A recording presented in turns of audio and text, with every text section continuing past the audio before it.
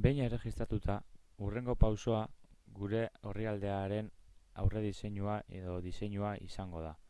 Horretarako, plantillas atalera joko dugu, bertan klik egin eta bi motatako plantillak edo txantilloiak aurkituko ditugu. Batetik doakoak direnak eta aurre diseinatuta dauden hainbat eta hainbat motatako orrialdeak eskaintzen dizkiguna, guk bat aukeratu eta bertan lanean hasteko, eta bestetik ordaindu behar izaten direnak.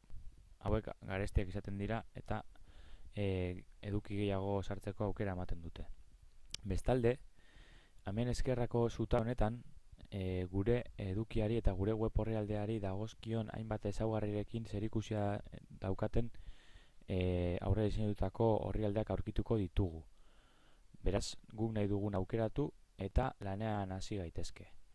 Horrez gain, horrelako aurre diseinatutako web orrialderik ez badugu nahi, aukera daukagu en blanco pagina edo link honetan klik egin eta guk geure Wix propioa sortzen hasteko.